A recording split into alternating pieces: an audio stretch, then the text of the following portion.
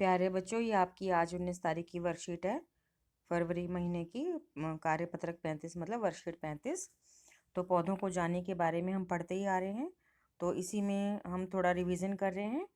तो देखेंगे कि हम जो प्रकाश संश्लेषण के बारे में पढ़ चुके हैं, लेकिन अब उस पर आधारित कुछ प्रश्न हैं। तो पहले थोड़ा सा हम पढ़ते हैं कि पत्तियां जो हैं सूर्य के प्रकाश क्लोरोफिल, जो कि एक हरे रंग का पदार्थ होता है, पत्तियों में या तने में भी उपस्थित होता है। जो नरम तने होते हैं ना पौधों की, उसमें उपस्थित होते हैं। जो भी पौधे के अंदर हरा भाग है उसके अंदर क्लोरोफिल है। ठीक है बेटा।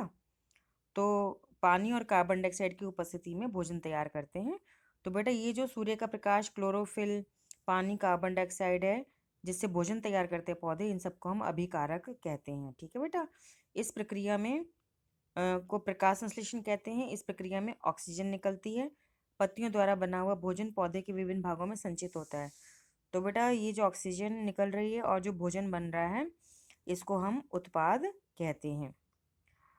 तो पहले हम प्रश्न 1 करेंगे कि दी गई प्रक्रिया को पूरा कीजिए।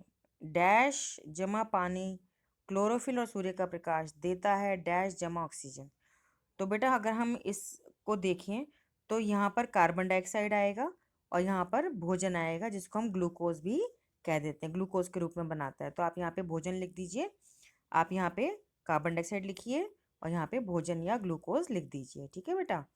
बी भाग है, आलू भोजन को मंड के रूप में संचित करता है। मंड को स्टार्च भी कहते हैं ना। अच्छा, फिर इसका अगला है, निम्नलिखित कथनों को सही कर कर पुनः लिखें। जैसे पहला है कि तने मिट्टी से पानी और खनिज लवण को अवशोषित करते हैं, सोखते हैं। गलत बात है बेटा, तना नहीं जड़ करती है। तो यहाँ पे आप वाक्य में क्या लिखेंगे, जड़, फिर पूरा वाक्य लिख देंगे, मिट्टी से पानी और खनिज लवण को अवशोषित सोखती है। ठीक है बेटा। अगला है, पत्तियां पौधे को सीधा रखती हैं। गलत है, तना, फिर पूरा वाक्य लिखेंगे, तना पौधे को सीधा खड़ा रखता है। तीसरा है, जड़ें पत्तियों में पानी का संवहन पहुंचाना करती हैं। तो बेटा जड़ें नहीं करती हैं, तना करता है। तना होता है और शिराएं होती हैं। ठीक है बेटा, शिराएं, शिरा विन्यास पढ़ा था ना बेटा आपने। तो तना ओब्लिक शिराएं लिख के पूरा वाक्य लिखेंगे, पत्तियों में पानी का संवहन पहुंचाना करती है। ठीक है बेटा। अब यहाँ पे फूल के मुख्य भागों के बारे में बता रहे हैं। बाह्य दल कौन सा होता है, वह भारी भाग जो विकसित हो रही कली को घेरता है। तो बेटा फूल के नीचे हरी हरी पत्तियां सी दिखती है ना बेटा आपको, उसको बाह्य दल कहते हैं। पंखुड़ियाँ फूल का रंगीन भाग, तो फूल में जो रंगीन पत्तियां होती हैं जिनसे आपको फूल कितना सुंदर लगता है, उसको हम पंखुड़ियाँ कहते हैं। पुंकेसर फूल का नर भाग जो परागकोश और तंतु से बना होता है, उसको पुंकेसर कहते हैं। बेटा इसके बारे में हम पढ़ चुके हैं और मैंने भी आपको प्रश्न उत्तर दिए हुए हैं, तो आप देखिएगा, उसको पढ़ना है और बुक से ज़रूर पढ़ना है लेसन। स्त्रीकेसर क्या हो गया, फूल का मादा भाग जिसमें वर्तिकाग्र, वर्तिका और अंडाशय होता है।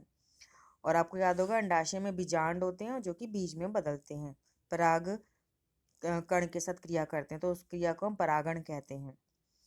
तो यहाँ पे वाष्पोत्सर्जन के बारे में लिखा है, वह प्रक्रिया जिसमें पत्तियों से वाष्प के रूप में पानी निकलता है। तो आपको मैं रिवाइज करा दूं, याद करा दूं कि जड़ों का काम है पानी चूसना, वो पानी चूसती रहती हैं। चूसना नहीं बोलेंगे बेटा, अवशोषित बोलेंगे। शब्द विज्ञान पढ़े ना, तो अवशोषित करती रहती हैं। चूसना तो मैंने आपको समझाने के लिए बोला है। ठीक है बेटा। और तना जो है उसको पत्तियों तक पहुंचाता रहता है। तो पत्तियों को जितना पानी चाहिए वो रख लेती हैं और बाकी पानी को बाहर निकाल देती है वाष्प के रूप में। इस पर आधारित मैंने एक आपको एक्टिविटी का वीडियो यूट्यूब लिंक शेयर किया था। ठीक है, आपको ये खुद भी कर सकते हैं। जो पेड़ आपके घर के आसपास उग रहा है या कोई गमले में पौधा लगा है, उस पर एक प्लास्टिक की पन्नी बांध दें। पौधे को अलग नहीं करना, पौधा लगा हुआ रहेगा, उसके ऊपर बांध दें। आधे घंटे बाद देखेंगे उस पन्नी में आपको पानी की बूंदें नजर आएंगी। तो इस क्रिया को वाष्पोत्सर्जन क्रिया कहते हैं। तो ये प्रश्न अभी हमने 1 किया था ना बेटा, अब हमारा प्रश्न ये 3 है कि पत्तियों में वाष्पोत्सर्जन होता है, इस क्रिया को दिखाते हुए नामांकित चित्र बनाइए। तो बेटा ये गमला आपको दे रखा है, आपकी जो विज्ञान की बुक है उसमें जो पाठ है पौधों को जानिए, उसमें ये वाष्पोत्सर्जन नाम लिखा हुआ एक चित्र बना हुआ है और वो चित्र को आपने यहाँ पे बनाना है कॉपी में अपने आप ही।